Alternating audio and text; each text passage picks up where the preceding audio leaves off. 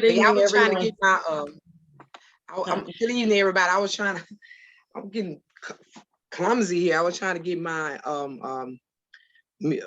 video off mute. That's fine, Betty, but I was trying to leave it up to Ernest how he want us to start it off. Do you want to wait another 5 minutes, or we can start with the introduction? First of all, we're gonna start off with a prayer first, then we'll start with the introduction. Then And we that would, lost Ernest. that should kill like 10 minutes, give the candidates time to come. So we lost Ernest. We lost Ernest, Val. So if you would like to, somebody else would like to start with a prayer while we wait on Ernest to get back with us. I see that candidate Landry has joined us. Yeah. Okay, well, that's good. Okay, well, good evening, everybody. We welcome everybody here to Just Beyond. You will be in the hands of Mr. Ernest and Miss Betty. So we're gonna start off with a prayer. I'm gonna do the prayer tonight. Gracious Father in heaven, Lord God, we come to you as your humble servant, as your creation that you had created us for your purpose. We thank you for last night rest and early morning rise, and you bless us with your protecting arms around us all day long. You allow us to come to Just Beyond Forum on tonight, for we can listen to the senators, candidates that is running for senators of Louisiana, Lord God, and we thank you. We praise you.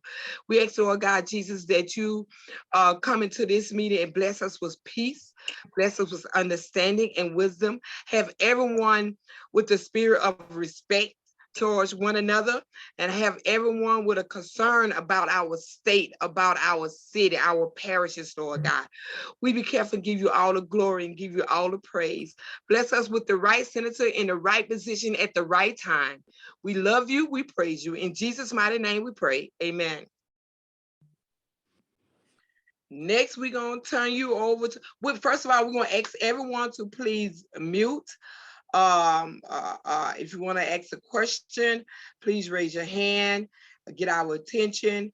We will be monitoring the chat. And also, please put in your contact information in the chat, and excuse me, and always pay attention to the moderators, and they will give us directions. If we have any candidates on this forum, please let us know.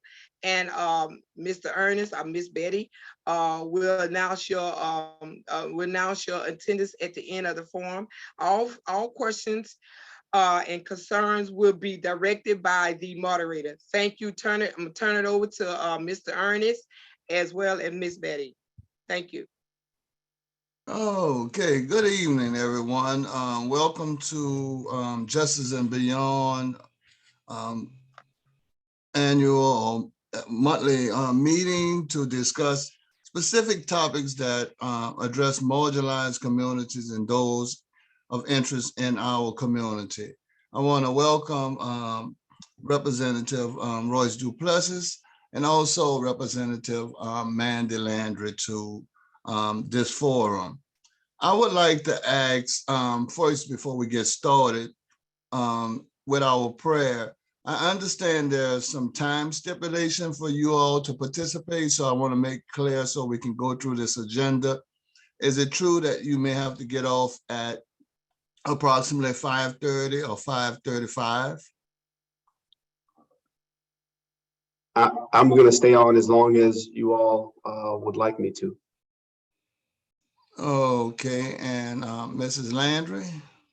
No, I told Mr. Marco that the engagement I had after this was rearranged. So because they wasn't sure about that, we have asked another guest to participate. So I would hope that by 5:40 we can conclude with this presentation and allow our other presenter to participate.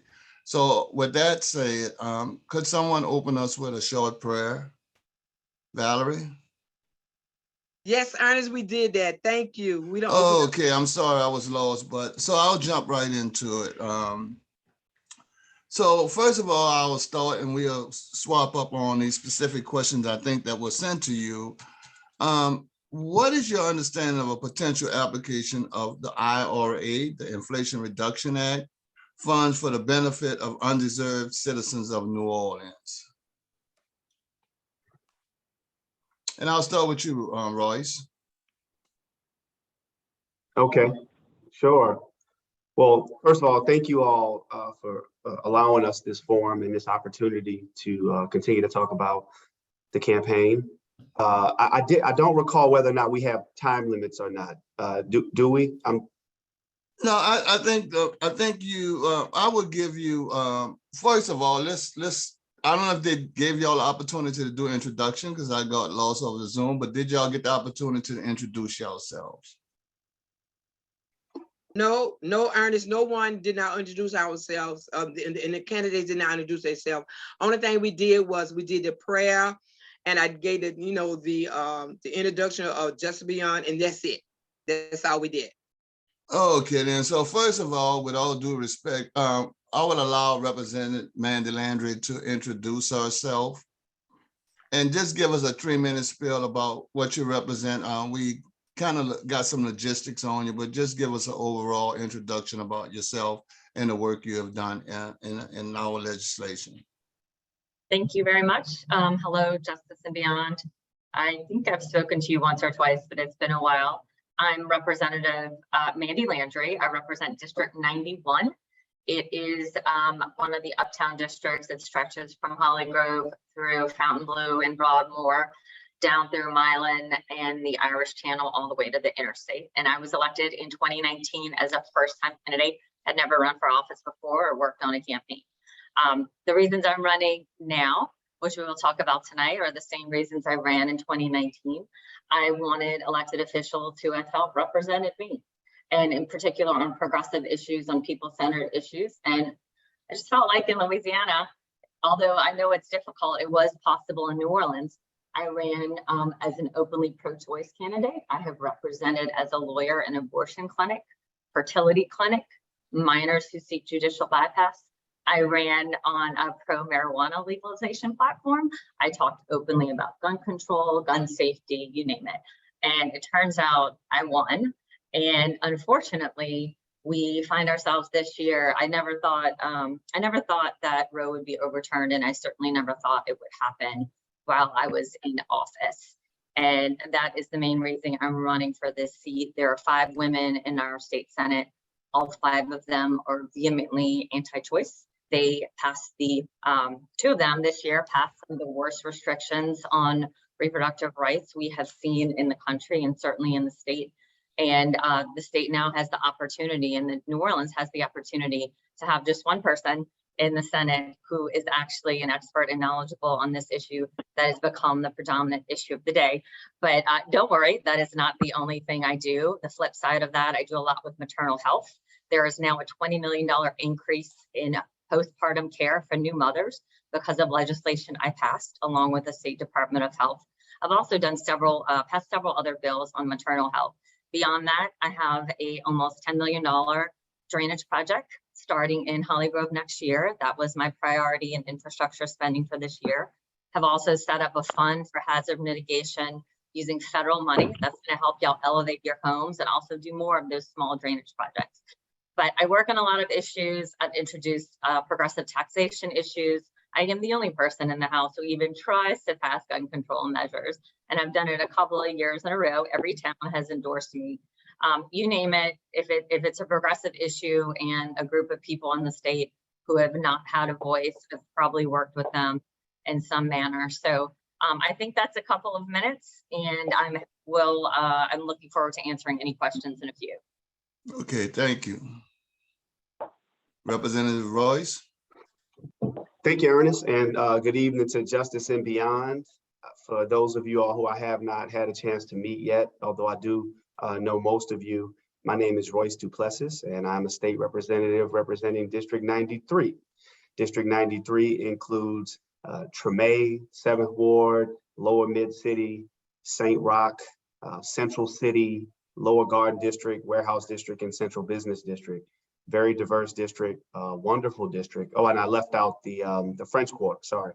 But it's a wonderful district that I've had the honor of representing since the spring of 2018, which due to term limits makes me the most senior member of Orleans delegation proper. That's second to Representative Hilferty, whose district is split by Orleans and Jefferson. But look, I've had a lot of experience both as a legislator and prior to my work as a legislator, serving this community by advocating for policies on behalf of vulnerable communities, underrepresented communities. And, you know, I always go back to Justice and Beyond and my understanding of your history as an organization as to why you all came into existence. And that was around the organizing of former Chief Justice Burnett Johnson when she was being denied her rightful ascension to be Chief Justice of the Louisiana Supreme Court. At that time, Justice and Beyond did not exist. You all came together around that very important issue. I was honored to work as her special counsel in 2014, which I worked alongside her in 2017, passing the state's criminal justice reform package to try to reduce us from being the incarceration capital of the world and spending almost $700 million a year to incarcerate, yet we're still not any safer as a result. That was prior to me running for the state legislature, and I've built on that work since being in the legislature, working alongside organizations like Ubuntu Village to ban fees and costs on families who have children in the juvenile justice system. We passed legislation to restrict the use of solitary confinement in the juvenile justice system. Also very much dedicated to the issue of gun reform. And, you know, while I certainly appreciate Representative Landry's leadership, she's certainly not the only one to fight for that issue, as my name is on that same bill as a co-author. But these are all issues that we care about. Being a progressive in the Louisiana legislature is certainly not easy, but I've been an effective legislator. And just talking about issues and making noise about issues, quite frankly, just isn't what people want. People want effectiveness. People want leaders who can go into a very hostile atmosphere that's dominated by Republicans and still move the ball forward. And that's what I've done. That's why I'm in positions of leadership as vice chairman of the House and Governmental Affairs Committee. I worked to draw in a new House district, working alongside my colleagues. I didn't do it all by myself because you can't do anything all by yourself in the legislature. I collaborate, I build coalitions, I stand on my convictions, I don't back down from a fight, but I still have the respect of my colleagues because I get things done. And that's the kind of leadership we need in the Senate. We need somebody who's not there for symbolic purposes. We need somebody who's there to get things done. And that's representing not just one group of people, but all groups of people, especially underrepresented people, women, people of color, the gay community, the trans community, all underrepresented communities who've been discriminated against. That's the diversity of experiences through my life that I've had. And that's the diversity of the perspective that I bring to Senate District 5, because this is a very diverse district. And we will talk more about the diversity of this district throughout this debate, or I should call it a forum rather, this being the only district, in my opinion, one of the only districts that was properly redrawn to be majority African-American. So I'm running for this seat because we need a leader who can bring people together, who can be effective in getting things done. And I've been that leader. In fact, when I made my announcement back in June, the Advocate described me as a serious legislator who works well with Democrats and Republicans. And if you can't do that in the legislature, you can't do anything. I can talk a lot more about my accomplishments, but they're not just my accomplishments. I'm a collaborator and I work with people to get things done. And I'm looking forward to the questions. Thank you. Okay, thank you. And I would ask as we move into the questions that you limit your answers and anywhere from 90 seconds to 2 minutes so that we can get through these questions and also give our other presenter appropriate time to finish this forum. As I was indicating earlier, the question was, what is your understanding of a potential application of the IRA Inflation Reduction Act funds for the benefit of undeserved citizens of New Orleans? And I'll start with you, Royce. Okay. Well, as I understand the Inflation Reduction Act, it's a competitive, there will be competitive grants that states and municipalities apply for these funds. So I'm certainly happy that it passed, but my hope, and I believe the intention of the legislation will be to impact prescription drug costs, which we know are way through the roof, especially drugs like insulin, and our most vulnerable are impacted as a result of that. So lowering the cost of prescription drugs, lowering the cost of healthcare. And then the other big piece, that is energy costs and climate change. Living in New Orleans specifically, we have been experiencing the impacts of climate change and what that means. And I'm getting letters every day. I'm getting emails every day and calls every day about the high cost of energy and how that's impacting the most vulnerable in our community. So my hope, and I believe that's the intention of the Inflation Reduction Act, is to have those sorts of direct impacts on the most vulnerable in our community, specifically when it comes to things like being able to retrofit windows, HVAC units, and other components of people being able to save costs on energy efficiency. And even small businesses are going to benefit from the IRA.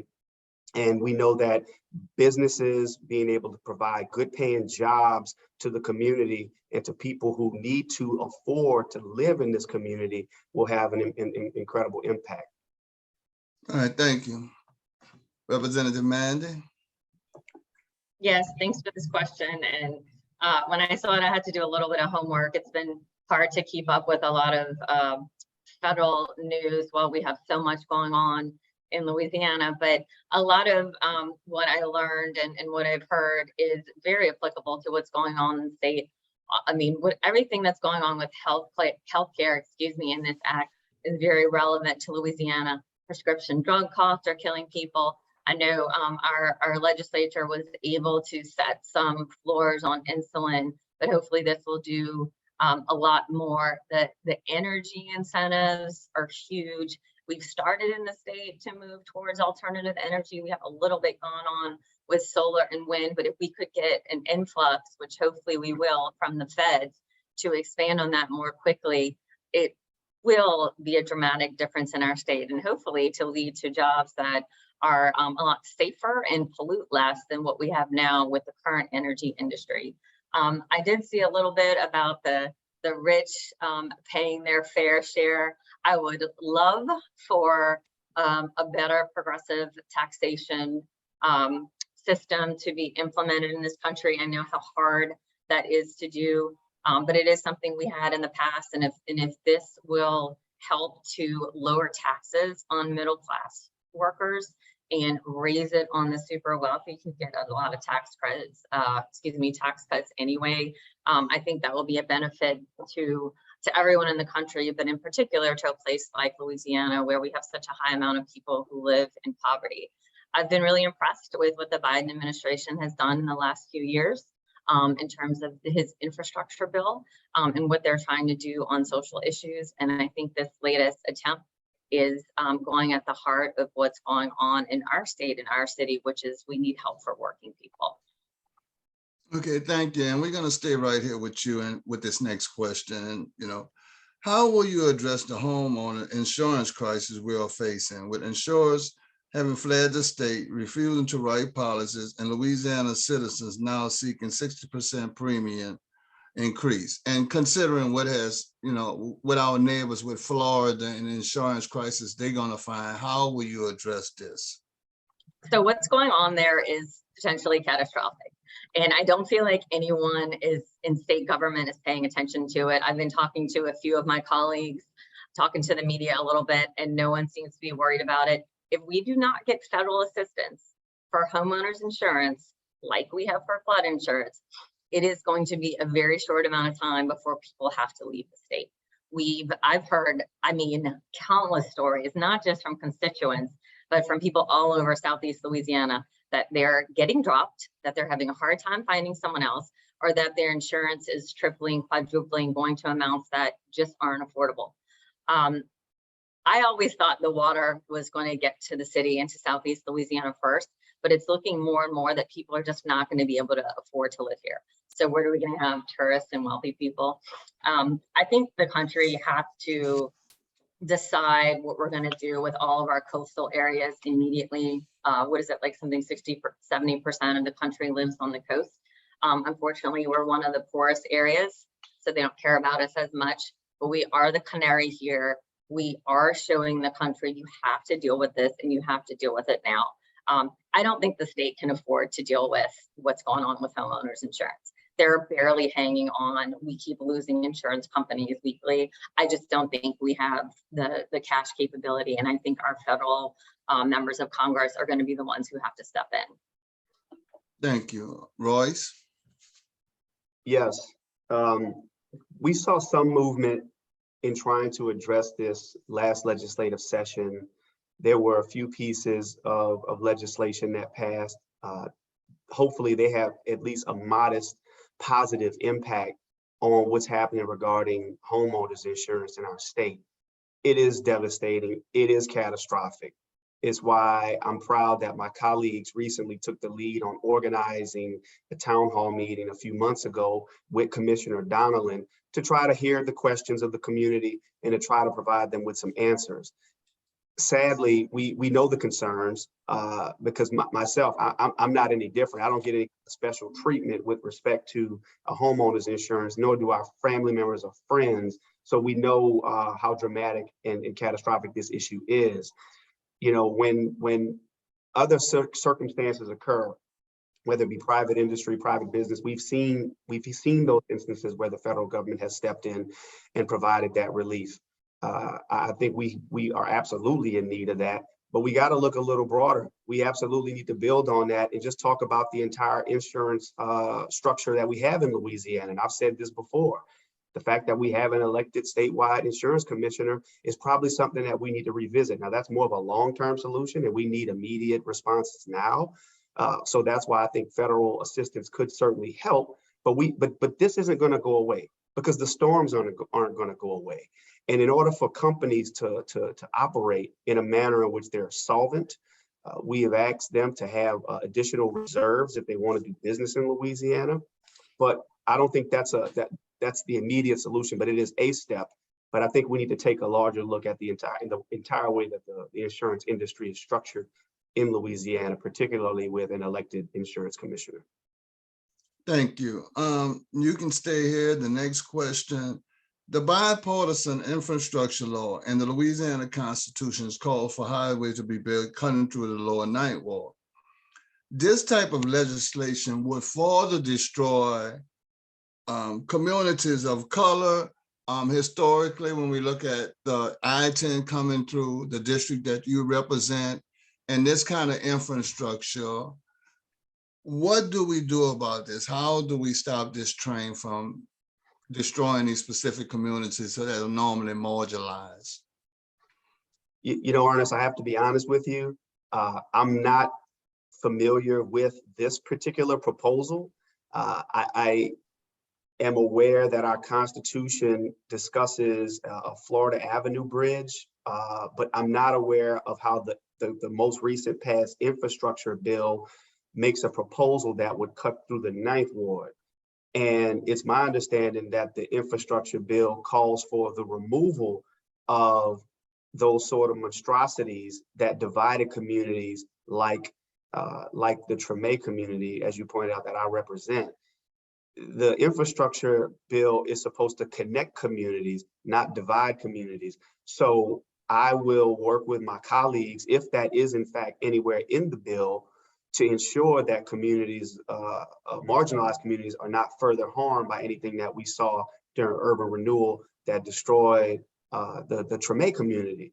And I would join alongside groups like Justice and Beyond, leaders in the lower Ninth Ward, Holy Cross, and everyone to oppose anything that would have harmful impacts on communities. So I'm just not aware of that. And I would love to remain in touch with you all to be further educated on any proposal that could potentially harm the community. But my understanding of what's in the infrastructure bill is supposed to connect communities, not divide communities, which is why I've been working alongside people like Congressman Troy Carter and Secretary Sean Wilson and the community in the Treme community and surrounding communities to fight for dollars to go into that community as a result of what has taken place. In fact, last legislative session, we got $20 million in the capital outlay budget for beautification and upgrades to be a match for any dollars that we can get from the federal infrastructure bill. But as it relates to the lower ninth ward, I'm not aware of anything that's been proposed. So I would need y'all to help me on that one. Right. So just to be clear and for Representative Manning to get some clarification, this is two separate incidents, right? We're talking about the Constitution, which is something that's in the Louisiana Constitution, but the other bipartisan infrastructure law, that's something that's being created by the Biden administration to keep supposedly connect communities, but often we know that communities of color, and because of gentrification and things that has happened in our parish, how likely that will be and how you look at that. So we'll let that stay right there with you. I'm opposed to anything that would harm the community, especially marginalized communities. All right, thank you. Representative Landry. Yes, when I got the questions, I did respond and ask for a little more information on this particular one, because I also am not sure exactly what you're getting at here. But overall, whenever there is a major infrastructure plan, especially what we've seen historically, the damage they've caused, we have to make sure that the local community is actively involved in what's going on. Sometimes it may be necessary, sometimes it may be an improvement. Sometimes it may just be something that people are not sure of yet, but whatever is going to be done, especially to a community that maybe doesn't have a louder voice, such as the lower ninth ward, who maybe it has been historically ignored or taken advantage of. I think we need to tread more lightly there and learn what it is they need and what the concerns are with these new projects. I hate to turn down so much money because people don't understand, but I do caution that I think we need to move slowly when it's something that may be disruptive to a community, especially for longer amounts of time. So I would like to know more about this specific question. I was not familiar with the details of it either. No problem. So we'll as we've been going through these questions, you spoke about it a little earlier. So, you know, what will you do or what will you try to do to support women's reproductive health? And where do you stand on the current ban of virtually all access to abortion in Louisiana and criminalizing it? Right. So I got to this a little bit earlier. As I said, I ran not only as a very openly pro-choice candidate, but as someone with unmatched experience and knowledge on this issue. People thought I was crazy that I was going to run as an abortion clinic lawyer, but it turns out we really need someone like that. As I also said, it's not just about termination or about what might happen if you don't want a pregnancy, but there are many people who want children and can't have them. And so I think we need to expand insurance payments of fertility treatments, which is something I worked on with Rep. Davis this year. We almost got through something for cancer patients, but it didn't work. But beyond that, much of what I do is on maternal health care. As I said, the $20 million investment to the Biden administration, working with the Department of Health, the state's first change to our solitary confinement laws in a century was my bill that banned solitary confinement on pregnant women and new mothers. It was done in association with the Justice and Accountability Center, and it was a big win for that issue. Beyond all this, in terms of what we're going to do now with the prohibition, we've seen that our state is and always has been ground zero for abortion restrictions. I think a lot of my colleagues are uncomfortable with what passed because they are always dealing with Roe versus Wade and all of these prohibitions in theory. So I've already started working with some behind the scenes and working with a lot of doctors. I think the rape and incest exception will be put on. I think the health of the mother exception will be expanded. Right now, physicians, emergency room, and OBGYNs are very nervous about either getting arrested or losing their patient or being sued. So I think that I hate to call it an exception, but the life of the mother exception will be expanded. And beyond that, we have to work on expanding contraception. We have to work on sex education. Too many of our teenagers who get pregnant don't even understand how it happened or how did they get there. We did this past year implement 2 new laws by Arlene's delegation members that do expand some access to birth control and emergency contraception. And those are great starts, but we have a lot more to do. So I plan on working a lot on this. Like I said, I wasn't expecting this to happen while I was in office, but I'm glad to be here and to use the experience that I have for the benefit of all women and anyone who can get pregnant in our state. Thank you. Royce? So look, the fact of the matter is that Louisiana has, we've set ourselves back, we've set women back decades with these horrible trigger laws that have gone into effect. And from where I stand, the bills need to be repealed outright. I mean, just need to be repealed. You know, trying to tweak them is fine, but I'm in favor of total repealing of the trigger laws, because not only are they just morally reprehensible, they're poorly written, and that's shown through the fact that courts have not been able to interpret them in any sort of consistent manner. The law has bounced around like a ping pong, and it's horrible in terms of what we are seeing from the actual impacts of how women are being impacted by doctors and healthcare providers not knowing how to interpret the laws, not knowing what to say, what services can be provided, and fear of punishment, either through some sort of fine or going to jail or whatever the case might be. So we're in a horrible place as it relates to the laws that are currently on the books. But if we have to take the approach of doing exception carve-outs, then certainly I will support that. Rape and incest should certainly be an exception. And I've been fighting for that since I've been in the legislature in 2018.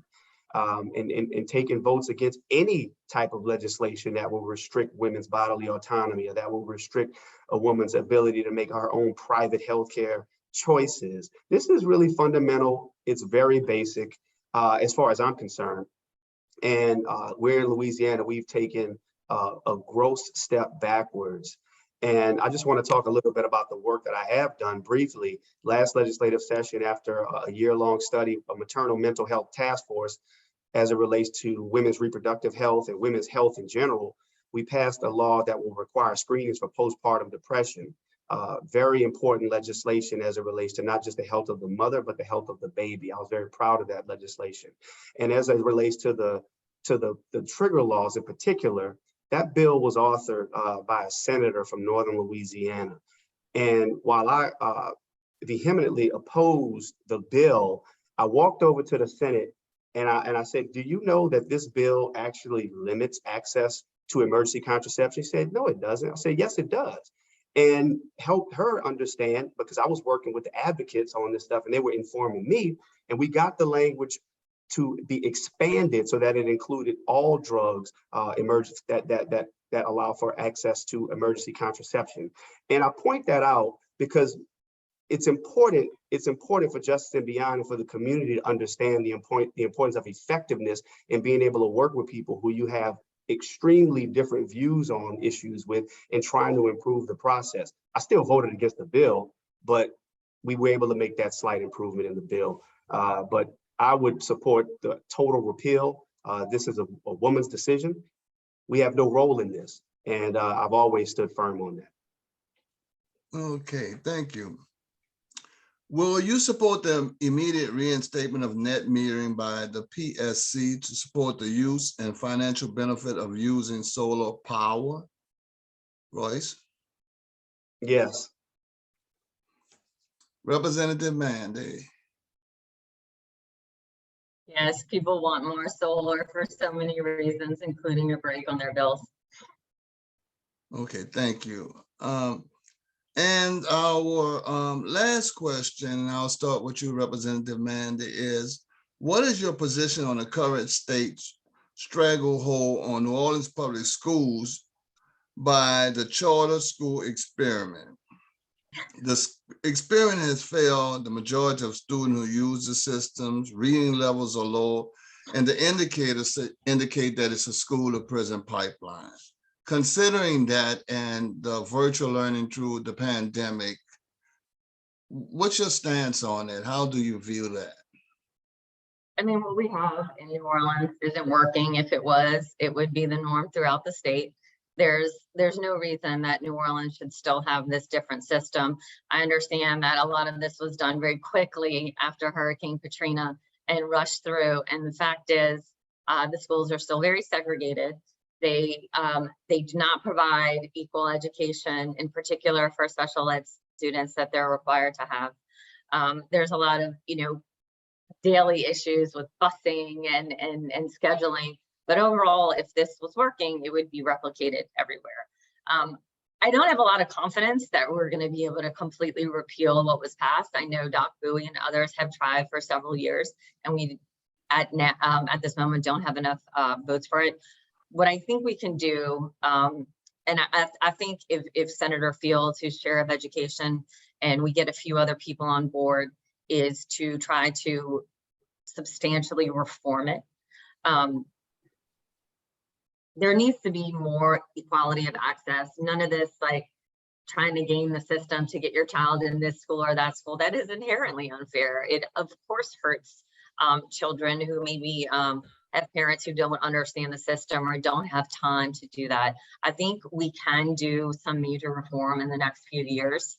I think also, I know I said it earlier, but to make sure that our children with special needs are taken care of, the state has an obligation to do so. And from what I understand, they are not doing so for those students. So it's not working.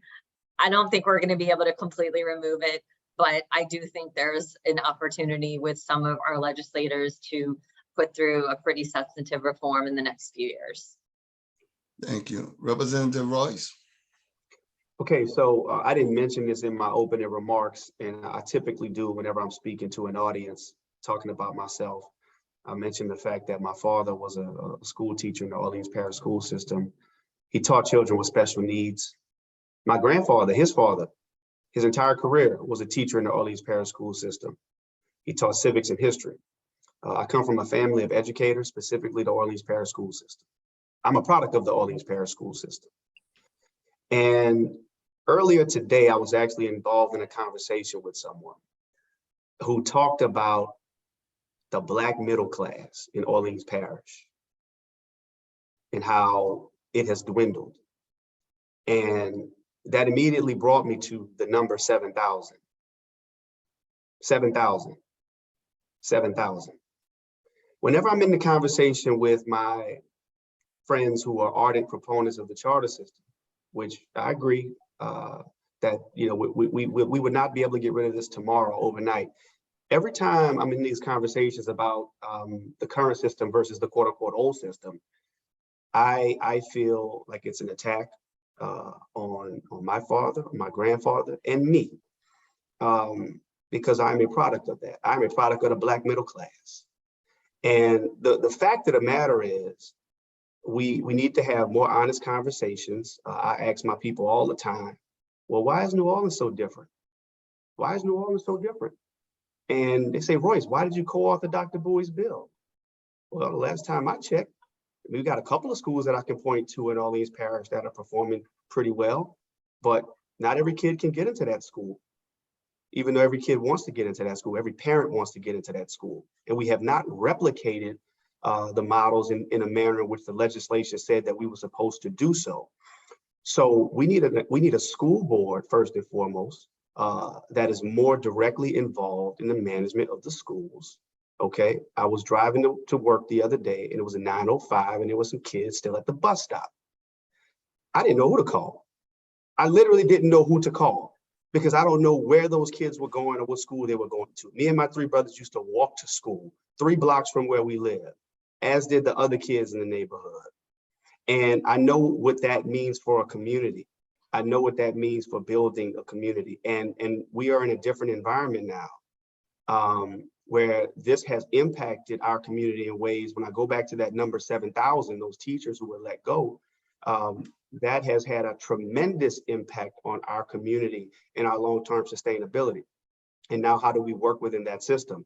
And my challenge to my friends who are in the charter system, and I will work with them on any proposal to improve and increase outcomes for students in our schools. Because at the end of the day, I'm for the children and I'm for the families. But right now, our outcomes are not where they should be. They're simply not where they should be. And that's why I have co-authored the bills by Dr. Bowie in the past. And I will always be in support of anything that will help us move towards trying to improve more accountability for our local school board, who they are elected. They're an elected school board. And now we have to try to find some sort of way to get some accountability. So I know the question was about the like, where do I stand? I stand with the children and I stand with the families, but as a product of the system, you know, I think that we have not lived up to the promise. Thank you. So in our closing questions, I would ask that you all have the opportunity to leave us with anything you think is important for us to think about as we move into the election time. And I'll start with Representative Mandy with the last question. Given our current landscape of government in this country, what are the issues in the upcoming legislation session? And where will you gain the political courage to challenge some of the issues that we are facing? Asking what I think are going to be the major issues. Yeah, what are some issues? What are some issues you feel like it's coming up in the legislation if you're elected in this specific position? And overall, you know, where do you gain your political courage from to challenge some of them things that's affecting the communities that you represent? And if there's any other closing remarks or statements you would like to do at this time, please do so. Okay, so that's several different questions and I'll try to wrap them together. Yes. Next legislative session is a fiscal session. So while most of us on this call are going to be looking at social issues and economic issues and wage issues, much of the legislative session is going to focus on taxes like usual. Our biggest job as Democrats is to try to stop the tax cuts that hurt the poor and working people. I don't think it's going to happen next year because it is an election year. And I think if Republicans are going to cut taxes, they would have to cut taxes across the board. And I'm just not sure the state budget can do it. But in terms of other issues, we're about to see insurance as a major issue, homeowners and casualty, both in terms of payouts and do we have enough left? We're obviously going to be looking a lot at maternal health issues, reproductive rights. And I just think we're going to see an expansion of alternative energy coming out next year. Wrapped into that, I think you said, how am I going to represent my district and the people of New Orleans? By doing the same things that I do now. What a lot of you may not know is that I'm one of 3 members in the legislature who is a white Democrat who represents a majority minority district. I was elected by a 55% Black voter and 56% female voter district. So I do have a different position in the legislature. But beyond that, I think it's very important that people from New Orleans use their position to advocate for people who never get a voice and to raise unpopular issues. And I take that really seriously. I also take it really seriously to pass legislation that affects people on a daily level, such as maternal health care, flooding, drainage, expanded attendance policies for high school students who are pregnant and have children. The fact is, we all in government, no matter what our position, have many different people to represent. It requires a lot of pivoting and a lot of creativity. And I think I've done a good job at that. It's been really hard. This is the hardest thing I've ever done, but I am committed to it for as long as voters want me here. And I'm giving it 110% till the end. If anyone wants to talk to me after this, I am easily findable by email or social media. Y'all got my name. I'll put some of that in the chat, but I'm always welcome any comments and happy to speak to any other groups you may be part of. Thank you. So I would ask you just to stick around a little bit more because there are going to be some questions from our audience, but I will say on behalf of Justice and Beyond, thank you for joining us. We wish you well in the upcoming election, and regardless of what the results be, stay in touch with us because we think you're a great champion. Thank you so much for inviting me. Okay, Representative Royce. thank you again to Justice and Beyond. I appreciate you all and the work that you do, staying connected, keeping this organization alive.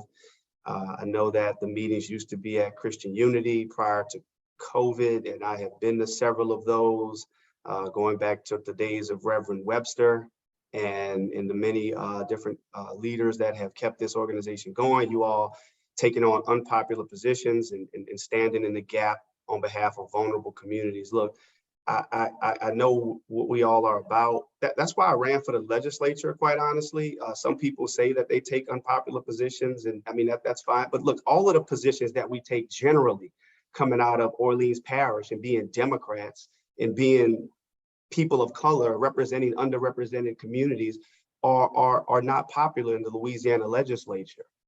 Issues like the life without parole that I've brought on several occasions gets met with, I mean, fierce resistance from the DA's Association. But I know that it's the right legislation, and I will continue to bring that legislation as it relates to next legislative session. I think we need to really focus on fiscal issues, which is going to be a fiscal session. But for me, housing for our low-income residents, we see the impacts that is having on the number of homeless people, or unhoused rather, that we're seeing throughout the city. There's a direct correlation there. And that's dealing with the issue of the cost of the expensive housing in Orleans Parish. And I think Louisiana needs to get serious about really funding access to low-income housing. And the low-income tax credits have not been fairly or properly distributed to areas like Orleans or East Baton Rouge or Shreveport or some of your more urban areas. That's an issue that I want to focus on. This will be an issue where we're talking about taxes next year. In 2025, the sales tax is going to roll off. And when that rolls off, that's going to mean severe cuts in services. So if we don't get it solved this upcoming year, I don't know when it's going to happen, because we can't do it in 2024.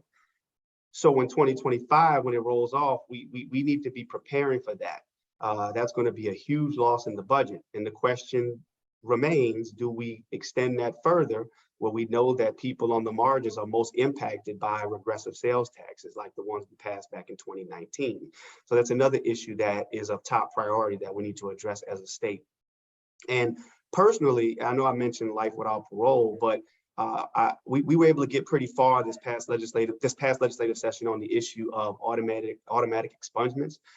That's another area that I'm going to be fighting for. We were able to actually get the money in the budget, which was phenomenal. We actually got $3 million in the budget to help fund the automation of expungements, which are incredibly costly, which are incredibly burdensome, and they are a barrier for people who are trying to move on with their life, people who are entitled to these expungements but simply don't have the money or the resources to pay for them. So that's another piece of legislation that I'm going to be particularly focused on, and just working with my colleagues to try to deliver resources to the city of New Orleans. There is an anti-New Orleans campaign going on right now. And one of the top names in the race for governor is literally running his platform on an anti-New Orleans campaign, trying to hold up sewage and water board money and other critical infrastructure money that we need people in the legislature who can help articulate and help them understand why playing dangerous games like that are not okay. And that's what I'm gonna be focused on. And hopefully I can do it from the Senate, where the issues, the district is larger, and I can be more effective in advocating for the city of New Orleans, because we literally have an attorney general who's running an anti-New Orleans campaign. So we need to be able to protect the city from antics like that. So those will be my focuses. All right, thank you, Royce. And as always, it's always a pleasure to have you with us. We wish you well on November the 8th. And I just want to add that this is very unfortunate that we have two of our top representatives, in a race, and we need both of you all up there speaking on our behalf. So the best of luck to both of you all. There's going to be some questions from the audience. Again, thank you for joining us. Valerie or Betty, would you like to pose the questions? We're going to take about 15 minutes to ask some specific questions from the audience. Thank you. I'll be glad to, Val, if you want to. But I did see one of the first questions that came up actually was from Mary Kornhauser. Would you like to ask your question or would you like me to read it? You can read it. You have a nice Okay. voice. Okay. She says, I am a teacher and these views are my own and not my employer. Every year, the state legislature tries to allow guns on school grounds, campuses, and want to arm teachers. What is your stance on this issue? And we'll start with Representative Landry, I think. I can't think of a worse idea than arming teachers. My sister's a former first grade teacher, and when she and I discuss it, she says, Mandy, they can't even have scissors, much less what I want a weapon in the classroom. It's stupid. It really is. And this year, just so y'all know that I think what happened here was there was one of those, they call it constitutional carry, that Rep. McCormick brought up, which is just expanding gun ownership to pretty much everyone. And I do think that it was changed at the last minute to a arming teachers bill as like a poison pill to really kill it, because we do have a fair amount of senators who have children and grandchildren and who aren't completely nuts on this issue. So it scared a lot of people when that came up this year, but I do think there was a reason for it. I don't think it'll come up again. Just speaking to some of my colleagues, they think that is way, way too far. That's not to say it won't be filed again, but I just don't think that it's going to pass here in Louisiana. Representative Duplessis. Look, teachers go to school to teach, not to be security guards or law enforcement, marksmen. I mean, it's just the most backwards thing that, I mean, it's really embarrassing to even have to have this discussion. And Louisiana is not unique. We hear these ridiculous proposals all throughout the country. Anytime a tragedy happens, which happens way too often, there's a direct correlation statistically between lax gun laws and gun violence. So states that have the most lax gun laws, it's not coincidental, but they have the highest rates of gun violence. So to suggest that the way we solve it is by arming teachers is once again an insult to teachers, in addition to the low pay and the low respect that they get. But it's just it's a ridiculous proposal, and I completely oppose any idea to arm teachers. I will fiercely oppose that. Just as me, Mary, thank you both for your support and your stance, and all of us teachers greatly appreciate it. Thank you. Thank you for teaching. We have a comment that kind of goes into a question, and it says, this is Mr. Sweet. We're in the situation we're in because of a lack of integrity from the previous holder of your office. What do you do to avoid issues that embarrass our area in terms of ethics?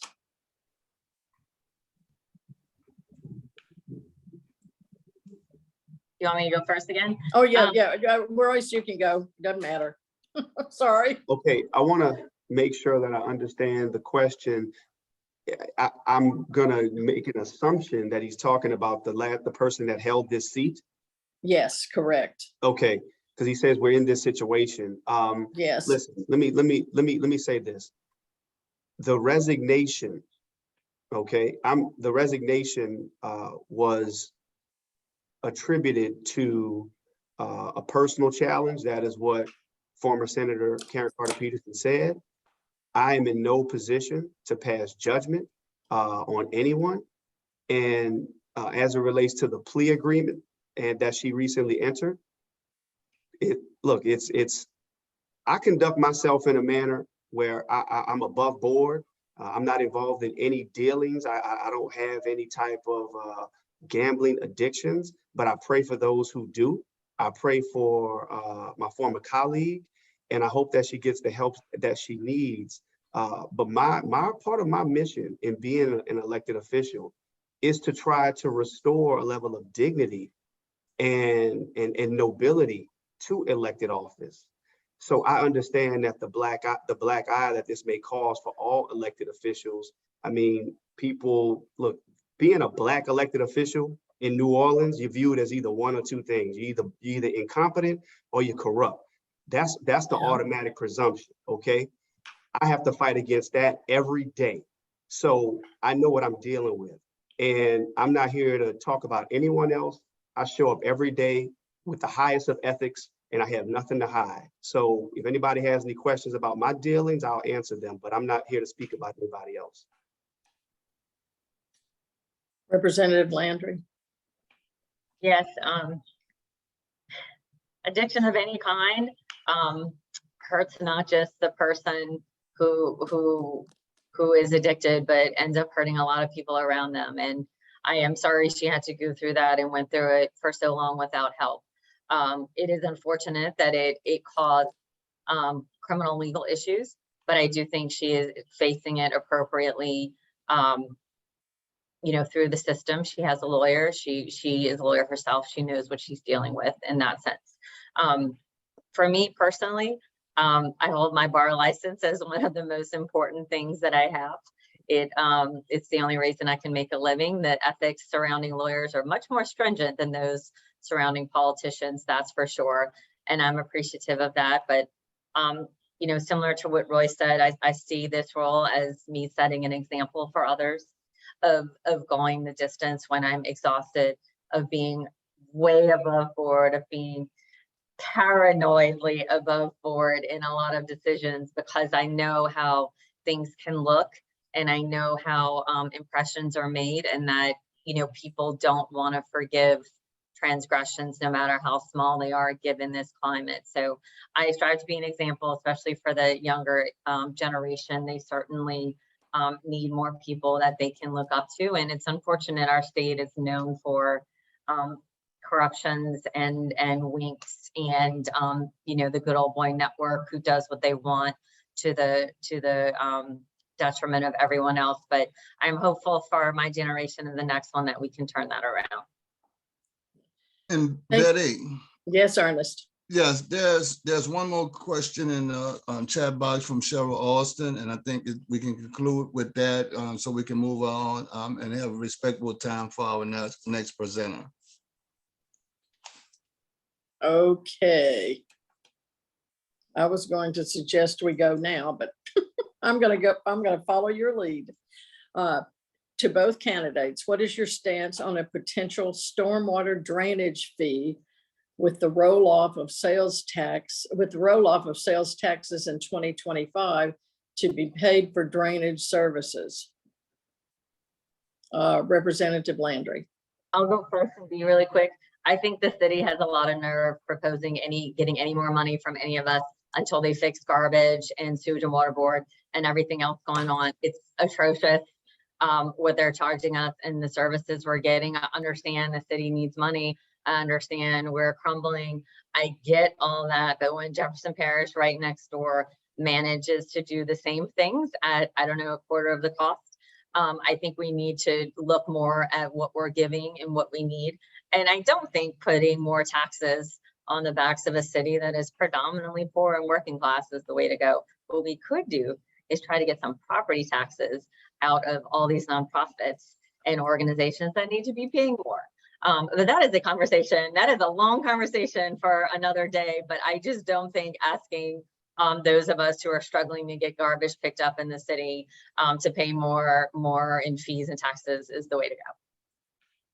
Thank you. Representative Duplessis. Yes, I just want to be clear as it relates to the question. As I understand it was posed in the chat, it was connected to the roll-off of the 2025 sales taxes. Legally, I don't know how we could structure that because the sales tax is statewide, and I don't know that we could do a special proposal for Orleans Parish. We could potentially put something on the ballot to be voted on. I expect that the voters would probably vote it down, following up on the recent point that was just made. But there's clearly an issue of equity as it relates to the amount of square footage throughout this city of drainage uses, drainage and stormwater usage that's being occupied by several entities in terms of who is paying for what. So that's like the big elephant in the room. It's no longer an elephant in the room. It's like we're all like looking at it, we see it, we know it, and there needs to be some real leadership in terms of addressing that issue. Because yeah, I mean, look, the ratepayers, the taxpayers, property owners, everyday working people are carrying the burden and carrying the shoulder and shouldering a lot of this, when roughly 50% of this property isn't being paid for. So, but in terms of it as it relates to the 2025 sales tax roll off, I don't see a pathway there. But I would be in favor of anything that promotes more equity and that promotes a more level of shared responsibility. Okay. Thank you both for joining us again. We're going to talk about some amendments, so if time permits, you can hang around, but we're going to move on to our next presenter. Have a great evening. Be safe. Appreciate it. Have a great evening. Bye-bye. Okay. We want to welcome Ms. Lena Lindsay from the Power Coalition. Ms. Lena, if you would like to do a small introduction and then help us go through these amendments with an understanding of why should we vote for them and why we shouldn't vote for them. Hello, yes, can y'all hear me okay? Yes. It's so nice to meet you. Thank you so much for having me and inviting the Power Coalition to speak. I'm really excited to get to share some information with you about Power Coalition, talk about the amendments more on this upcoming ballot, and then also maybe engage in some meaningful discussion around them. A little plan, what I was thinking was that I would talk a little bit about Power Coalition, talk about the amendments, and then maybe tell you some ways that we can get involved with Power Coalition as well. Does that sound okay? Yeah, I would just want to be thoughtful of that. We usually end around 6:30, and there was a kind of time elapsed that we thought that the representative wasn't going to be with us. So if you can expedite those in a timely manner, that will be great. I'll try my best. Okay. Once again, my name is Leanna. I have been living in New Orleans for a few years now. And I've been working at the Power Coalition for a few months. I work as their executive research assistant. So I work right under Ashley Shelton, if you know who that is. I don't know if we're all really familiar with the Power Coalition.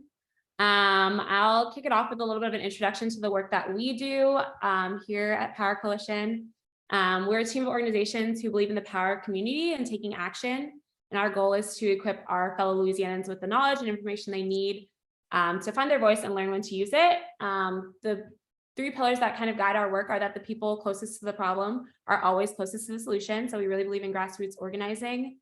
The government should be accountable to its citizens, and also that intersectionality is mandatory in policy advocacy. We are one of the largest, if not the largest, civic engagement tables in Louisiana. We have organizers in every major metropolitan area in Louisiana: Shreveport, Baton Rouge, New Orleans, etc. And we like to focus on both political and non-political activities in our organizing. A major part of our organization is our Get Out the Vote campaign, which means that we just do any activities that increase voter turnout. This can involve registering people to vote, contacting infrequent voters, serving as election protection workers on election day, etc. I actually run our election protection organization, so if y'all are interested in getting involved, we do a lot of in-time solving of voter suppression issues. We also do a lot of work educating voters in all of Louisiana. So we do a lot of hosting candidate forums like the one you just attended, conducting candidate surveys, and also like handing out information like incumbent scorecards, where we look at how the incumbent voted on issues that are relevant to us and that we took a stance on, and compare see how they score against like other incumbents. Sorry, excuse me. So these are just a few examples of the things that we do at Power Coalition. But I'm going to talk a lot about the amendments. This year, the amendments are split between the November 8th and December 10th ballots, and both ballots have very important measures on them. Some that stick out to me On November 8th, we'll see Amendment 2, which says, do you support an amendment to expand property tax exemptions for certain veterans with disabilities? This can have really real implications for our veterans in Louisiana. And you'll also see a lot about Amendment 7, which is an amendment that my organization took a stance on related to, well, we're going to do a deep dive on it, so I'll just go back to it later. On November 10th, on November 10th, excuse me. Sorry, I'm a little nervous. On December 10th, there's also a lot of important amendments. One of which being, do you support an amendment to provide that no person who is not a citizen of the United States shall be allowed to register to vote in the state? This can have very real implications to many families and communities in Louisiana. And I would encourage everyone to, if you have not, register to vote, which is on the 10th. The deadline to register is in about a week, which is, sorry, I'm seeing the chat. The deadline to register is in about a week and to vote in person. And then also there's a deadline to register on October 18th. I'm not going to go through every amendment because a lot of the amendments my organization didn't take a stance on. So I feel like it would be repetitive for me to go through them. But I'm going to drop into the chat some guides on all the amendments that will be on your ballot. And I'd encourage you also to take a look at our website where we have sample ballots that will go through each of the amendments as well in plain language. I'm mainly going to talk about Amendment 7. This amendment, we are supporting it. We want you to vote yes on 7. And we believe that it was written in confusing language on purpose to muddy the waters and so people don't feel comfortable voting in it. This amendment will remove language from the state constitution that allows involuntary servitude as punishment for a crime. We understand that this is not a complete amendment, but calls for removal of indentured servitude from the Constitution, which I believe as a Black woman, I cannot support slavery and indentured servitude. And it's important to continue to move the needle forward on this issue. While it doesn't go far enough, we think we want to stay on the right side of history and, continue to move the needle on this issue. This amendment will reshape prison labor and make all work in prisons voluntary, which we think is really, really important. So we want to make sure that people are turning out to vote on this amendment and all the amendments, but we encourage you to take a deeper dive on all of the amendments.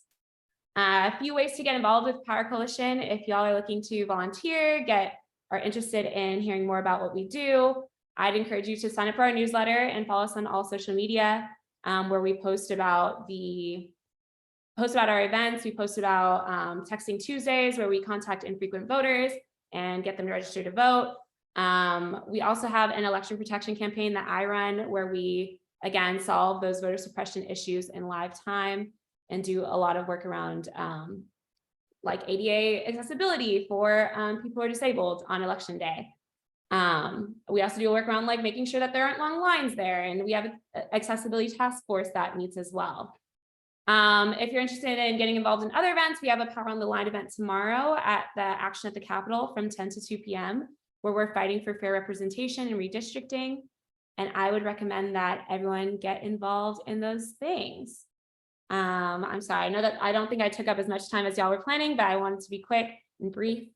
But I also welcome any questions or discussion as well. And thank you for allowing me to speak some.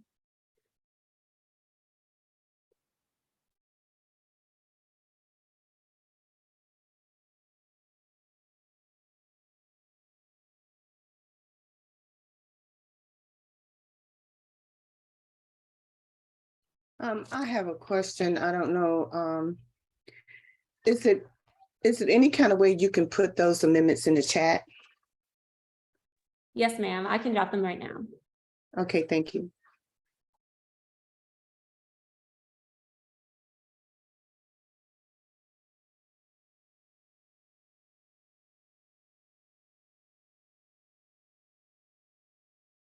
I can explain that too. What I just dropped in the chat is a guide provided, and it says the amendments in like plain language, so people can read it and look through it as well. Okay, thank you. We have 2 hands up. I see 2 hands up. We have Miss Lane and we have Mr. Ben. So we're gonna ask Ms. Lane, then we're gonna add Mr. Ben to go next. Hi, thank you, Leanna, for your participation. We can barely hear her, Valerie. Let me see if I get this very close. Does that help? Can you hear me now? I can hear you okay. Okay. I'm very concerned when I read the text as I understand it stands now. And I do understand in the PAR explanation, it points out that it's been changed, and the actual sponsor has said he's actually going to vote against it the way it's been changed. The way I read it as a lawyer who has some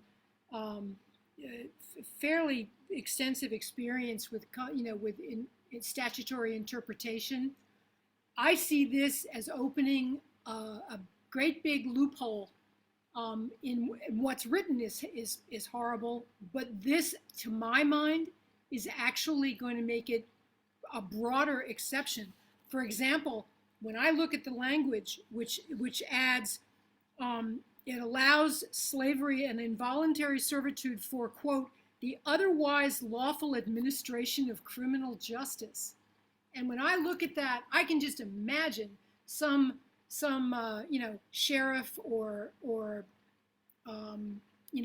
probation official saying, well, you're going to have to do this labor to pay your fees, and on and on. Okay, I think it's so vague. I think it's probably going to be struck down if it's challenged successfully as being void for vagueness. But anyway, I just wanted to raise that issue because I'm going to vote against it. And when I initially saw what it was supposed to do, what it was trying to do, I thought, oh, this is great, this is wonderful. And then I read the language as it's been amended, and I think it's a bad bill. I mean, it's a bad amendment, poorly written. Yeah, I appreciate you sharing that. I, previous to this, worked at the public defender's office, so I absolutely understand how these amendments can affect real people every day. I think, oh my gosh, my laptop's also dying, which is not great. I agree with you to some sense. I think right now as it's written, it's like for punishment, which is also a horrible way that, a horrible loophole. I think it's just, trying to push the needle. But I hear your point, and I think, everyone has to do what they think is best. But I definitely hear what you're saying. Okay, next, Mr. Ben. Thank you for that, Lane, Mr. Ben. Unmute. You're still muted, Ben. I saw what you put, Lena, I saw what you put in the chat on the amendments, but you did say that on your website that you have an in-depth explanation on each of the amendments. Is that correct? I think we have sample ballots, which will give you, they have a more in-depth explanation on them too. Or at least the amendments written in plain language, if you look at the sample ballots. Okay, I thank can you. drop that in the chat as well. Let me find it and I'll drop it in the chat. Thank you. Thank you, Ms. Lindsay. Do we have any more questions about the amendment? I see we have a couple of questions to the candidates. I was trying to see what the candidate was still on. We were trying to give Ms. Lindsay enough of time for her presentation. Then we was going to go back to the candidates and ask the candidates these questions. Hopefully they will read it in the chat, but I see they have left. Ernest, do you know the candidates still on? The candidates have left the room. Okay. We can send the candidates these questions. I'm trying to save it for we can send the candidates. I'm gonna save the chat for we can send the candidates these questions, and yeah, send the candidates these questions for we can get an answer back and for we can relate it to the ones who ask these questions. We do apologize for that. Next, do we have any candidates for any position? There's the election coming up Would you like to speak at this time? We will allow you 3 minutes. Any candidates for any position you would like to speak? Hey, everybody. Thank you, Valerie. Thank you, Justice and Beyond. Very good presentation tonight. Real quick, everybody, Pastor Gregory T. Manning running for Public Service Commission District 3. Just need your help in making sure everyone knows what a historic election this is and how we have an opportunity to get someone in office that is going to move us forward in a fashion and with the intensity and urgency that we need to address this moment that we're dealing with as far as climate change and as far as affordable, the inaffordability of these high energy bills that we're dealing with. So I'm moving and working, will work for the next 6 years once elected on restoring power to people. Remember that, restoring power to people. And I just want to say that with that, we have 5 things that need to be done. We need to hold our utility service accountable. We need to make sure that it's affordable. We need to make sure that it's reliable, that it's based on renewable energy sources and not natural gas and nuclear that are more expensive than solar and wind. And we need to make sure that it's equitable, because we need to give special consideration to our senior citizens, to those who are disabled, to those that are in marginalized communities, on fixed incomes for whatever reason. But know this, that when I talk about accountability, what we need to do is make sure that the people are involved in the process. You deserve a commissioner that doesn't wait for you to come to him, but goes to you out in the community with you, working with you, hearing from you, addressing your concerns.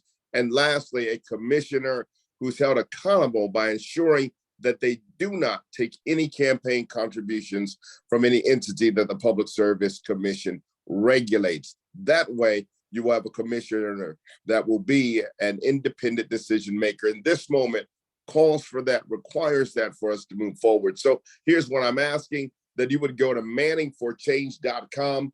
I would love to have your support. We are consistently raising up funds to be able to move forward. We need your help to do that. Most of all, we need people power. Go and tell somebody that if you vote November 8th and you vote Manning, you're going to have a champion in that seat who cannot be bought and will always speak on behalf of the people who are hurting right now. Vote for me November 8th. Thank you again for having me. I appreciate it, and keep up the good work. Okay, Pastor. Thank you very much for joining us. I would just ask in the conclusion of this forum that Ms. Lindsay, that you stay in touch with us, keep us informed about what's going on around legislation and the Power Coalition, what you think is relevant for our communities. And again, stay in touch with us, send us information, provide us with things that we need and the tools that we need to, when we go to the polls or any election that's coming up, we are equipped in a way that makes sense. And because some of these amendments and all this other stuff that's going, it kind of get lost, in the mix of things. So being able to be informed without going through doing all the research, I think is very helpful for everyone on this call. And I will reiterate that we need you to stay in touch with us, right? Don't get lost, right? Don't get caught up, and continue to support the work that each and every one of us is doing. So thank you again, and have a great day. And if there's anything you would like to say in closing, I'll give you that opportunity. Oh, you are so kind. Absolutely. Thank you so much for having me. I won't lie, this is my first time speaking on behalf of Power Coalition, and I was very nervous. So thank you for being such a kind and welcoming audience. And same goes for y'all. If you have anything that, would be helpful to know, please feel free to contact me. I'm going to drop my email in the chat and we can stay in touch. Okay, because please record her information so that we have a direct contact and we can reach out to her. In that closing, I would ask Reverend Manny, you still with us, to close us in prayer, please. Okay, Ernest, can I say something, please? Yes, you can. Thank you, Mr. Johnson. We will ask anyone, do anyone have any announcement from your organization or something going on in the city that you would like for Just Beyond to spread it and to promote it and to lift it up, please, you have 1 minute to announce it, but it'd be better if you put it in the chat. And therefore, you put it in the chat, we can pass it out with our Just Beyond email. Yeah, I'm glad I gave you this opportunity because I do have something. Right, so our parent leaders for Educating for Action will be doing a presentation in front of the City Council on October the 6th. We're trying to find out what specific time because there's other things on the agenda, but it will be great if, we can get some support. Just having the parents talk about, the budget and through their participatory research project, what they feel like is public safety. So that's going to be a great opportunity on Thursday. And I'm excited to have parents who normally don't get the opportunity to talk in front of City Council. So Ms. Lindsay, there's some nervousness there also. So use it as a springboard, right, to be able to do this in front of an audience that needs to hear that. So don't feel shame about that. And so we're going to be there on Thursday. So I'm excited about giving up parents the opportunity to amplify their voice. Okay. Do Ernest, you want? Ernest, do you know what time they're expecting? So it's before the City Council business, and I learned today we was expecting, it starts at 10, but I learned today that there's a big presentation around breast cancer and cancer month at this presentation. They say it has a slew of people talking.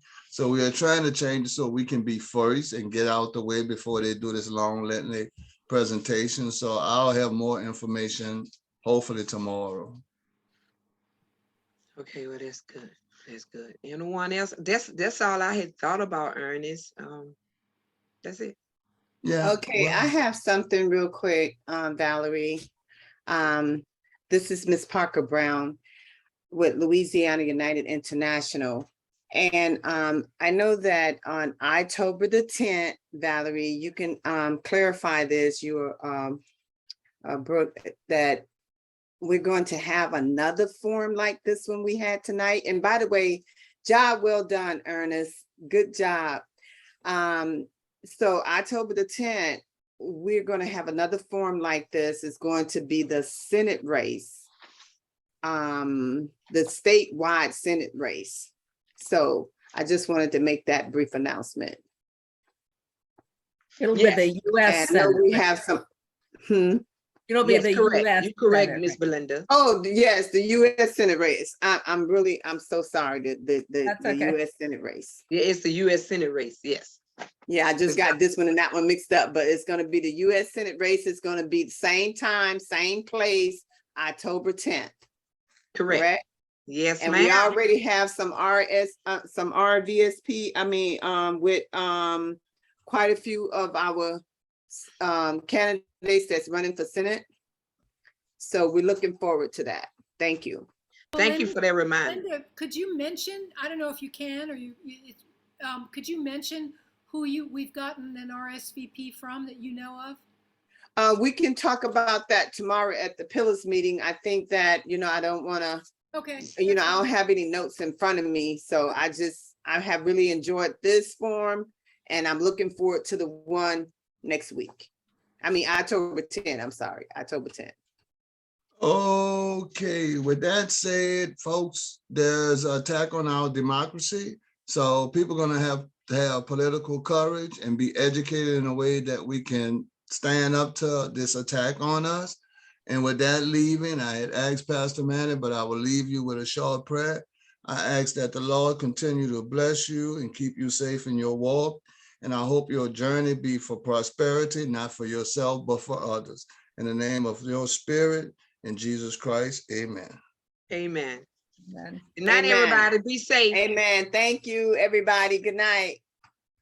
Stay safe.